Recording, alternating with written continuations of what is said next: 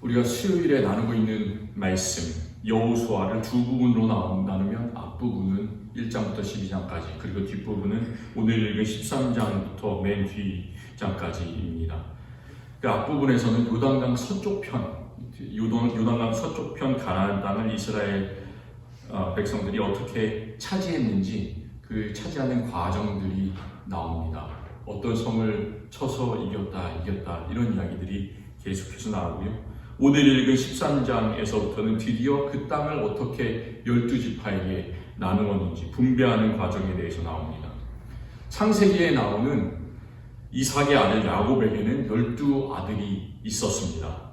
그래서 그 12아들, 야곱의 12아들이 이스라엘의 12지파가 되었습니다. 12아들의 이름을 좀 우리가 다 외우지는 못하더라도 기억을 했으면 좋겠어요. 그 사람들이 12지파가 되었습니다. 그들은 루벤, 시므온, 레위, 유다. 첫 번째 아내가 많이 있었는데 첫 번째 아내 레아에게서 낳은 그런 자녀들이었고요.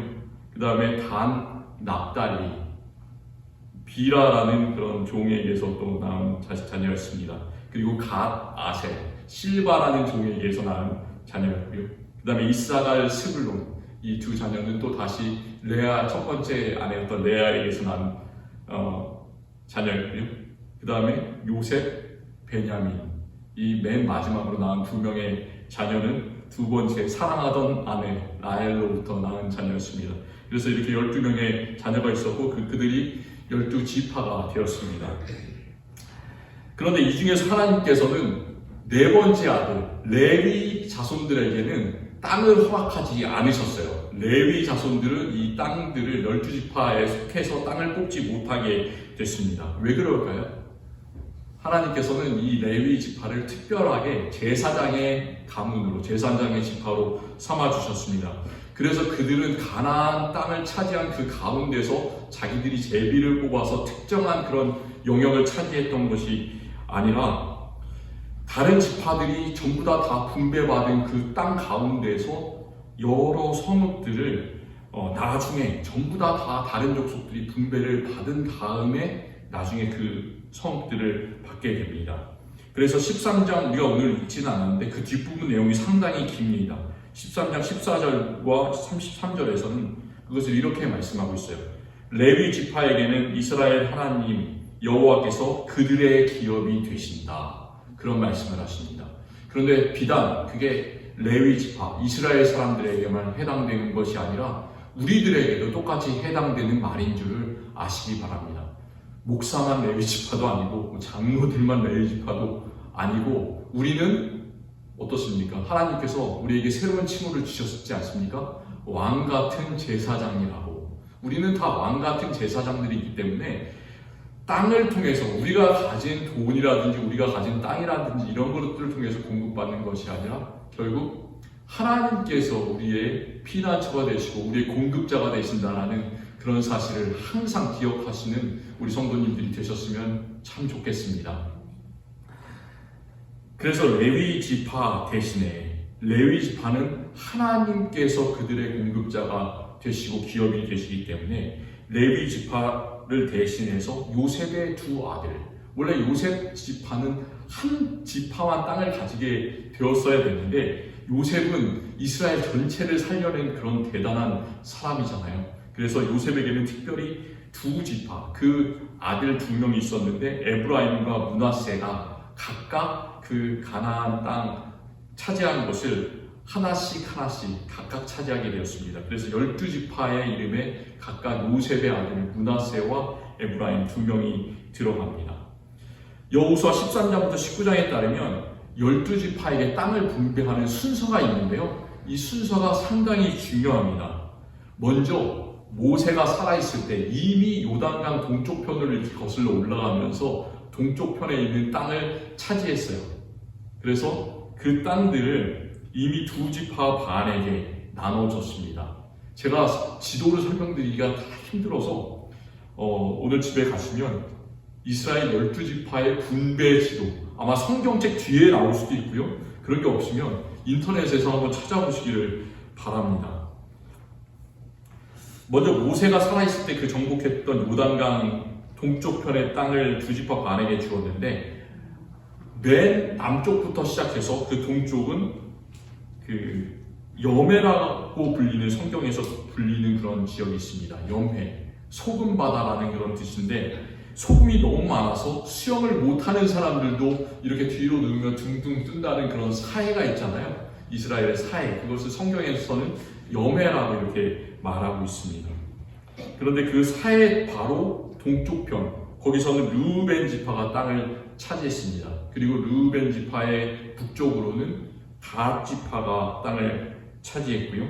그리고 또 그 북쪽으로는 갈릴리 바다가 있는데 갈릴리 호수의 동쪽편으로는 르우벤 지파의 반이 땅을 차지했습니다. 그래서 이렇게 두 지파하고 반 지파가 요단강 동쪽편의 땅을 이미 차지했습니다. 그렇다면 이 두 지파 반은 이미 땅을 자기가 받았기 때문에 다른 지파들이 요단강 서쪽편의 땅을 차지하든 말든 우리는 상관이 없다, 그러고 그냥 머무르면 됐을까요? 아니죠. 하나님께서는 모세를 통해서 이미 명령을 주셨습니다. 너희들은 이미 요단강 동쪽편의 땅을 차지했지만 다른 너희 형제들이 요단강 서쪽편의 땅을 차지할 때 너희는 앞서가서 그들을 위해서 싸워라. 그리고 나서 그들이 다 땅을 차지하면 돌아와서 요단강 동쪽편의 기업에서 잘 지내라, 잘 살아라, 이렇게 명령을 주셨습니다.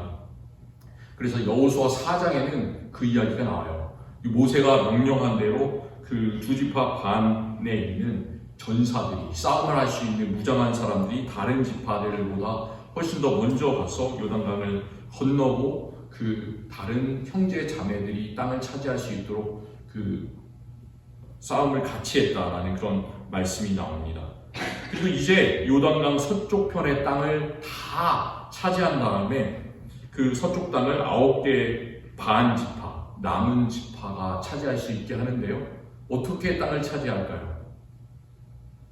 너 나와! 이래서 너는 이 땅 가져. 이런 식으로 주신 것이 아니라 9개 반 지파에게 제비를 뽑게 하셨어요. 그래서 때때로 제비를 뽑는 게 하나님의 법칙입니다. 우리는 제비에서 어떤 게 걸릴지 알 수가 없잖아요. 그런데 하나님께서 정해주신 그런 법칙이 그 제비를 뽑는 것에 있다는 그런 말이죠. 그 제비를 뽑는 순서가 있습니다. 제비를 뽑을 때 이 9개 반 지파가 있는데 어떤 지파가 가장 먼저 나와서 제비를 뽑았을까요? 그 12지파 중에서 가장 중요한 지파가 어느 지파 같으세요? 제가 그 야곱의 아들들 이름을 쭉 이렇게 한번 말씀드리고 그 12아들 중에서 어떤 아들이 가장 중요한 아들입니까? 하나님이 순서가 있으세요, 이렇게. 예? 유다라고 누가 말씀을 해주셨는데, 유다 지파가 가장 중요한 지파예요. 왜냐하면 다윗 왕이 유다 지파에서 나왔지 않습니까? 그리고 왕조가 되는 그런 지파, 그리고 예수님께서 유다 지파에서 결국 나오셨잖아요. 그래서 유다 지파가 가장 먼저 제비를 뽑습니다. 그리고 나서 또 제비를 뽑는 지파, 또 그 다음으로 중요한 지파가 어디였을까요?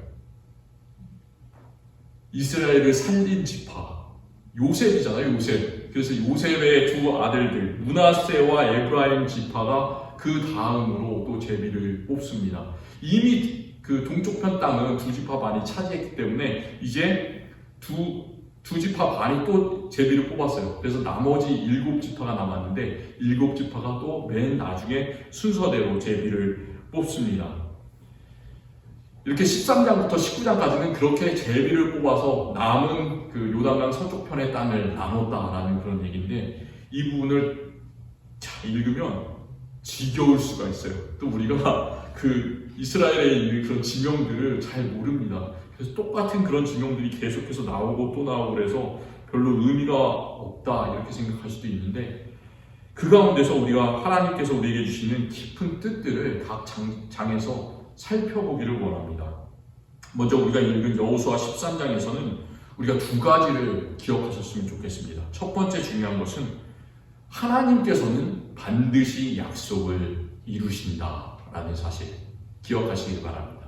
그리고 또 두 번째 기억하실 것은 하나님께서는 우리가 정복하지 못한 땅을 차지하게 하신다라는 그런 점이에요. 첫 번째, 하나님께서 반드시 약속을 지키신다라는 점 기억하시기를 바랍니다. 우리가 어떤 사람이 믿음이 있다, 믿음이 없다 이렇게 교회 안에서도 그렇게 판단을 하면 안 되겠지만 판단을 할 때가 있습니다. 그런데 겉으로 판단하지 말았으면 좋겠어요. 그런데 믿음이 있는지 없는지를 우리가 어떻게 알 수 있을까요? 내가 과연 믿음이 있는 사람인가? 다른 사람을 판단하기 전에 과연 내가 믿음이 있는가 없는가를 어떻게 판단할 수 있겠습니까? 잘 생각해 보세요. 교회에서 내가 열심히 예배를 드리는가, 성경을 읽는가, 기도를 하는가, 열심히 봉사를 하는가, 눈에 보이는 것들이잖아요. 그런 눈에 보이는 것들을 통해서도 우리가 믿음이 있는가 없는가를 생각해 볼 수가 있습니다. 그런데 그보다 더 중요한 기준이 뭐냐면 하나님께서 약속하신 정말로 중요하고 궁극적인 것을 내가 믿는가 그렇지 못한가 그것이에요. 눈에 보이는 것보다 사실 눈에 보이지 않는 것 그것이 더 중요합니다. 히브리서 11장 1절을 누누이 말씀을 드리는데 믿음은 바라는 것들의 실상이요 보지 못하는 것들의 증거니라고 합니다.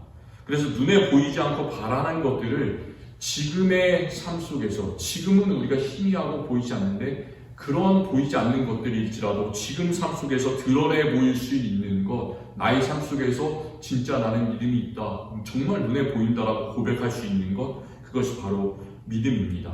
우리가 그렇게 하려면 어떻게 해야 될까요?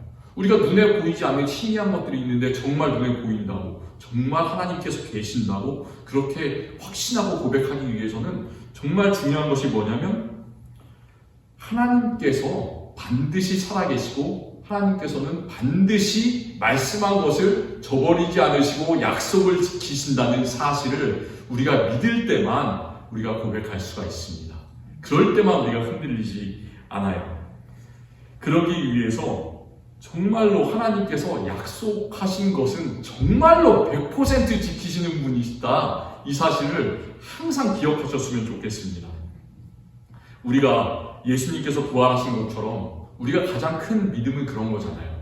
우리가 예수님께서 부활하신 것처럼 우리도 마지막 날에 우리의 몸이 예수님과 같이 새로운 몸을 입고 부활할 것이다. 그것을 믿는데 그것을 만약 우리가 믿지 못하고 마음속에서 의심이 일어나고 흔들린다면 어떻게 될까요? 그런 사람들에게 사도 바울이 이런 말씀을 했습니다. 고린도전서 15장 19절에서 이렇게 말씀하고 있어요. 만일 그리스도 안에서 우리가 바라는 것이 다만 이 세상 삶뿐이라면 모든 사람 가운데 우리가 더욱 불쌍한 자로라 이런 말을 해요. 예수님을 믿는다고 하면서도 하나님께 대한 약속에 의심이 있는 사람은 바울이 말한 것처럼 모든 사람들 가운데서도 가장 불쌍한 사람이에요. 그러니까 이 말을 다시 이제 생각해보면 예수님을 믿지 않는 사람들보다 우리가 믿는다고 하면서 그리스도인이라고 하면서 이 부활의 귀중한 사실을 믿지 못한다면 그냥 세상 사람들보다 더 불쌍한 사람이다. 그런 말입니다. 왜 그럴까요? 첫 번째로 믿는다고 하면서도 하나님의 약속을 의심하기 때문에 하나님의 나라를 제대로 누릴 수가 없지 않습니까? 그러니까 불쌍한 것이 되고요. 또 하나님의 말씀이 그런 사람들에게는 오히려 더 걸림돌이 되는 거예요. 그래서 세상의 사람들은 세상의 삶을 마음대로 누리는데 하나님을 믿는다고 하면서도 의심하는 사람들은 세상의 삶도 잘 누리지 못합니다. 이러면서 이러구나. 그러면서 라오디게아 교인들 같이 때때로는 덥지도 차갑지도 않은 가운데 있는 미지근한 믿음을 가지고 있는 사람 얼마나 그러니까 참 괴로운 그런 삶입니다. 우리는 그렇게 해서는 안 되겠습니다. 하나님께서는 항상 약속을 이루시는 그런 하나님이심을 믿으셨으면 좋겠어요. 우리는 그래서 좌로나 우로나 흔들릴 필요가 절대로 없는 그런 사람들입니다. 요한계시록 마지막 장에 보면 22장 19절에 하나님께서 무서운 경고의 말씀을 하십니다. 만일 누구든지 이 두루마리의 예언의 말씀에서 제하여 버리면 하나님이 이 두루마리에 기록된 생명나무와 및 거룩한 성에 참여함을 제하여 버리시리라. 이런 무서운 경고의 말씀을 하시는데 이 말씀을 하나님의 말씀을 믿지 못하는 사람들에게는 이게 경고의 말씀이지만 오히려 하나님을 굳게 믿는 사람들에게는 이게 하나님께서 모든 것을 확실하게 지키신다라는 그런 소망의 말씀이 됩니다. 하나님께서는 그 말씀하신 하나하나를 하나도 다 제하여 버리지 않으시고 모든 것들을 다 실제로 이루시는 분이다. 그걸 말씀하고 있다는 사실을 우리가 이 경고의 말씀에서도 찾아야 할 줄을 믿습니다. 하나님께서 창세기 12장에서 아브라함을 선택하셔서 유명한 말씀을 하지 않으십니까? 너는 너의 고향, 친척, 아버지 집을 떠나서 내가 너에게 보여줄 땅으로 가라. 이렇게 명령하십니다. 그리고 나서 내가 너로 큰 민족을 이루고 너에게 복을 주어 너의 이름을 창대케 하리니 너는 복이 될지라. 옛날 성경에는 너는 복의 근원이 될지라 라고 말씀하시고, 또 새롭게 번역된 우리가 읽는 성경에서는 너는 복이 될지라, 너 자신이 복이 된다라는 그런 말이에요. 대단한 그런 약속을 주십니다.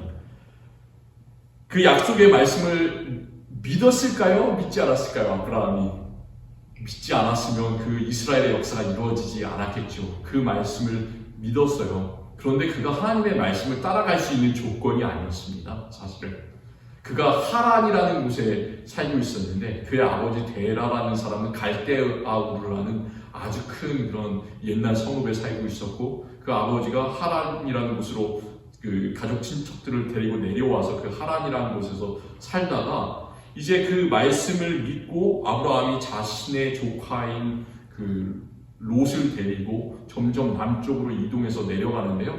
그때 이동했을 때 처음 그 나이가 몇 살이었을까요? 너는 저 땅으로 가라, 약속의 땅으로 가라 할 때 그 나이가 자그마치 75세였습니다. 75세인데 자기의 모든 것 다 버리고 다른 땅으로 가라는 얘기예요. 어느 땅으로 가라 말씀도 하지 않으시고, 그런데 아브라함은 하나님의 그 약속을 믿음으로 따라갔습니다. 그리고 얼마 후에 자기 조카 롯은 저쪽 보기에 좋은 동쪽 땅을 택해서 가버렸죠. 그리고 아브라함이 있는 그 땅은 척박한 땅이에요. 사막의 땅, 이스라엘 땅은 거의 다 사막으로 되어 있습니다. 그런데 그런 약속을 창세기 14장에서 하십니다. 조카 롯이 떠난 다음에 너는 눈을 들어 너 있는 곳에서 북쪽과 남쪽 그리고 동쪽과 서쪽을 바라보라. 보이는 땅을 내가 내 자손에게 주리니 영원히 이르리라. 이런 약속을 주세요. 그런데 어떻습니까? 그 당시까지는 아브라함이 땅이 없었잖아요. 자신은 그런 이방 사람들이 살고 있는 땅에서 괴로움을 겪으면서 모든 일에 다 치이면서 사방팔방으로 괴로움을 당하면서 살았던 것이죠. 그 살고 있었던 가나안 땅이 자기 땅이 아니었어요. 그런데 그 자녀들이 어떻습니까? 하나님의 약속이 쉽게 이루어집니까? 그렇지 않습니다. 아브라함의 자손들에게는 늘 고난의 연속, 계속해서 고난거리들만 일어나요. 아브라함은 100살이 될 때까지 아들이 한 명도 없었죠. 그리고 야곱의 아들들, 어렵게 한 명씩 이제 아들을 낳는데, 야곱의 아들들 12명을 이제 오래간만에 참 많은 아들을 낳았습니다. 그런데 어떻습니까? 서로 싸워서 동생 요셉을 애굽 땅으로 또 팔아버리고, 또 요셉이 그 형들을 기근에서 구원해서 모든 가족이 애굽으로 내려가서 산 다음에는 얼마 안 있다가 또 요셉을 모르는 그런 왕이 나타나서 모든 이스라엘 사람들이 다 종이 되어버리고, 또 하나님께서 모세를 선택해서 그 애굽 땅에서 구원해 내실 때는 또 어떻습니까? 애굽을 탈출해서도 배고프고 반역하고 불순종이 계속되고 계속해서 그렇게 안 좋은 일들만 일어나는 거예요. 몇십 년, 몇백 년이 지났는데도 하나님께서 아브라함에게 주신 그런 약속은 언제 이루어질지 보이지가 않습니다. 그런데 하나님께서 드디어 모세를 지도자로 세우시고, 모세가 죽은 다음에는 또 여호수아를 지도자로 세우셔서 그 땅을 조금씩 동쪽 땅을 차지하게 하시고 또 요단강 서쪽 땅을 차지하게 하시면서 이제 드디어 그 땅을 차지하고 분배하게 하시는 거예요. 그 분배하게 하실 때 하나님의 아브라함을 향한 약속, 북쪽과 남쪽과 동쪽과 서쪽을 바라보라. 이 모든 땅을 다 너에게, 너의 자손에게 영원히 주리라라는 그런 약속이 바로 우리가 읽은 오늘 여호수아 13장에서 이루어지는 그 서막이 되는 것입니다. 하나님께서 이런 땅을 분배해 주시지 않는다면 하나님은 거짓말장의 하나님이 되겠죠. 그런데 그런 일은 절대 이루어지지 않는다는 거예요. 하나님께서는 아브라함에게 하신 약속, 그 자녀들에게 하신 약속, 정말로 오래 시간이 걸릴지라도 오늘 이 말씀을 통해서 정말로 그 가나안 땅 차지하는 것을 통해서 분배하는 것을 통해서 이루게 해주신다. 그 사실을 믿으시기를 바랍니다. 정말 내 대에 통해서도 왜 이러냐? 내 삶이 우리가 이렇게 생각할 수가 있어요. 참 고난의 연속이구나. 나 하나님 잘 믿는데 왜 이럴까? 걱정하지 마셨으면 좋겠습니다. 그것이 하나님께서 나에게 주신 뜻이고 그것이 언젠가 하나님께서 원하시는 때 하나님께서 원하시는 가장 좋은 방법으로 우리의 삶 속에서 그리고 우리 후대의 삶 속에서 이루어지심을 믿으시기를 바랍니다. 하나님께서는 그런 분이세요. 그래서 오늘 말씀 통해서 하나님께서는 약속하신 것은 반드시 이루시는 분이다. 기억하시기를 바랍니다. 우리에게도 분명히 그래요.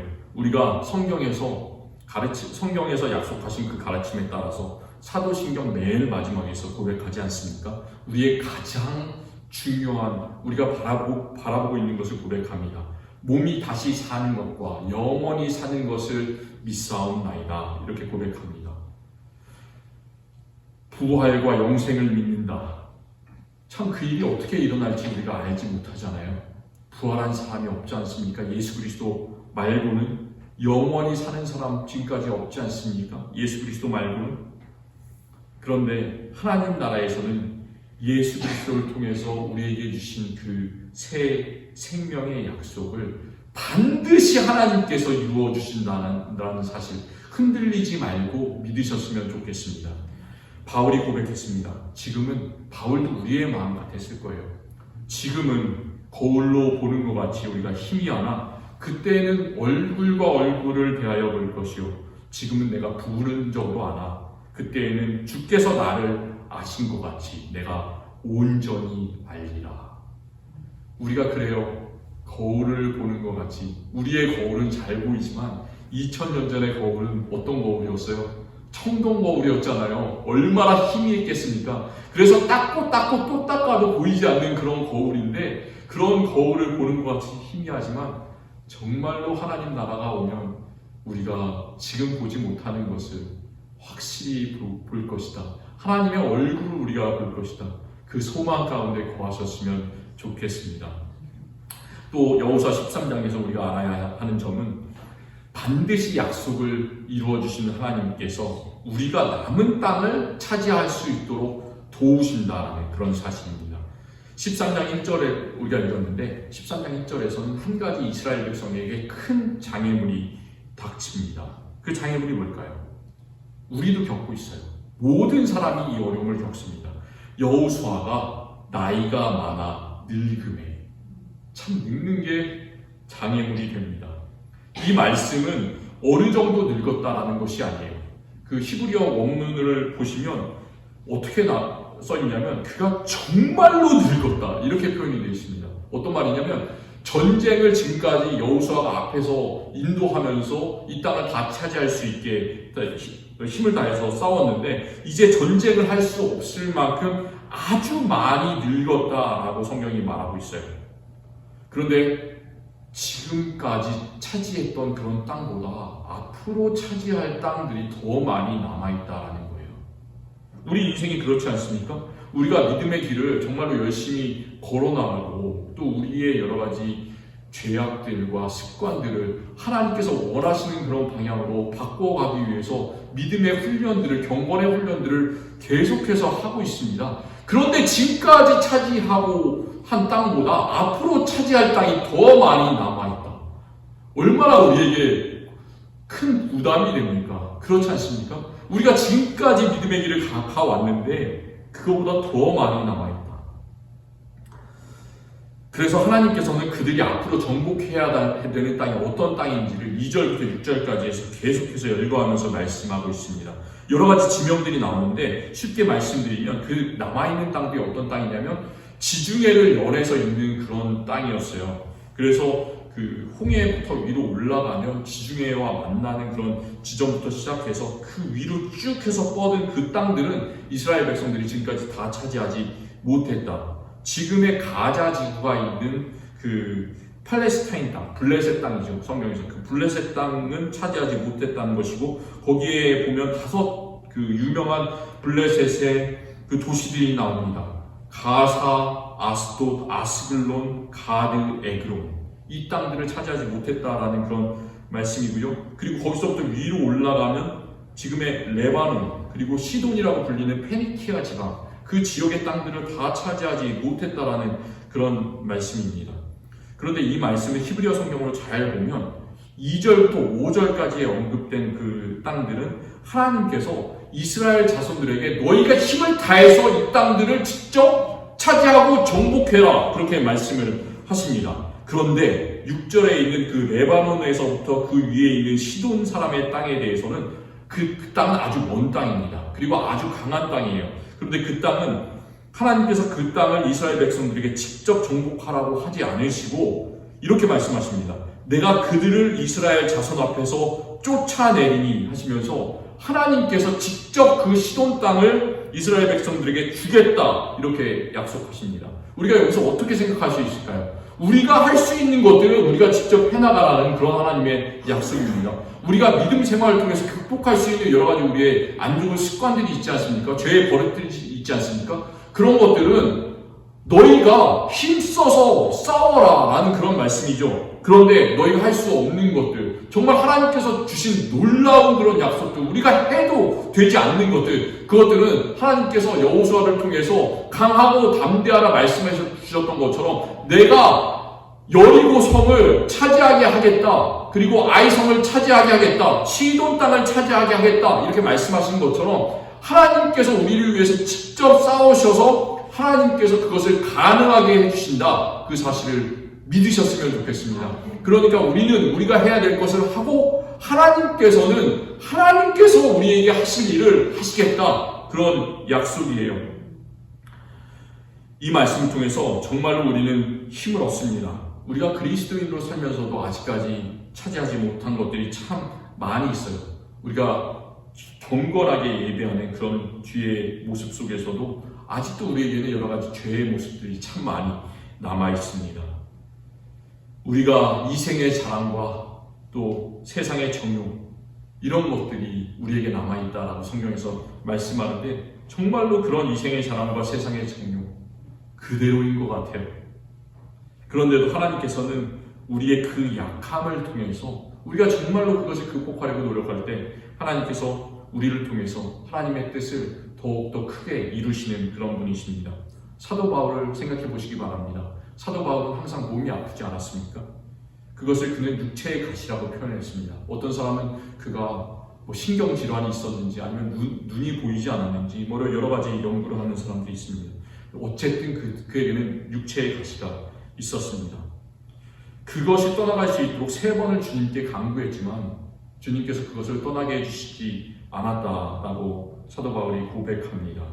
그러면서 예수님께서 그에게 하신 말씀을 기록하고 있는데, 내 은혜가 너에게 족하도다. 이는 내 능력이 약한 데서 온전하여지니라. 이런 말씀을 예수님께서 사도 바울에게 해주셨어요.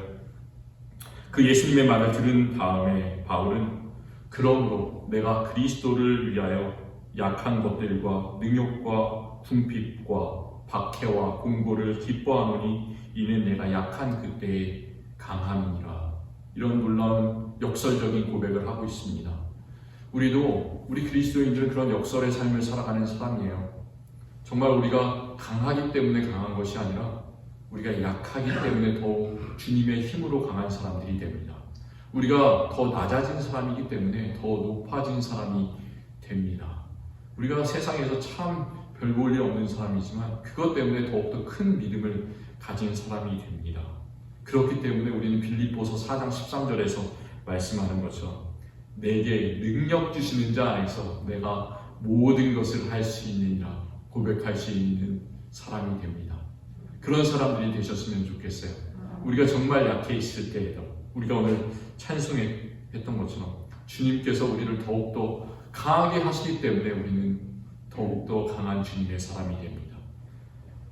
이렇게 고백하셨으면 좋겠고, 참 우리에게 앞으로 남은 것들이 정말 많고, 우리가 지금까지 걸어왔던 인생의 길보다 앞으로 남아있는 땅들이, 우리가 우리 힘으로 할 수 있는 것들이, 할 수 없는 것 같은 것들이 더 많을 때에도 주님께서 시돈 그 땅을 차지하게 하겠다 이렇게 약속하셨던 것처럼 주님의 힘을 받아서 이 어려운 세상 이기시면서 담대하게 살아가시는 저와 우리 모든 성도님들이 되셨으면 좋겠습니다.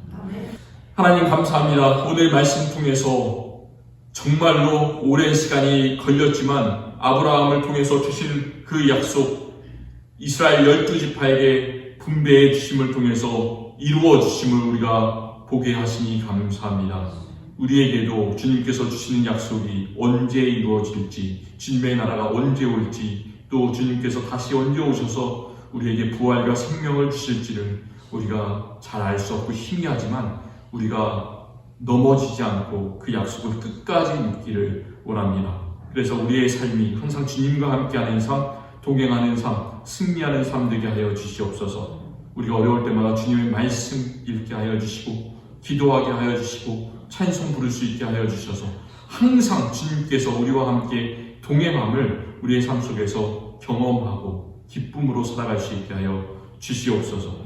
약한 영혼들이 있다면 주님께서 강하게 붙잡아 주시기를 원합니다. 질병이 있는 우리 성도들이 있다면, 육체에 가시가 있는 성도들이 있다면 주님께서 정말로 그것들 강하게 하여 주시옵소서. 강하게 하실 수 없다면 마음을 더욱더 강하게 하여 주셔서 사도 바울이 고백했던 것처럼 그 육체의 가시를 통해서 더욱더 주님을 바라보고 주님께 영광 돌릴 수 있는 우리의 삶 되게 하여 주시옵소서. 모든 것들 감사드리며 예수님 이름으로 기도드립니다. 아멘.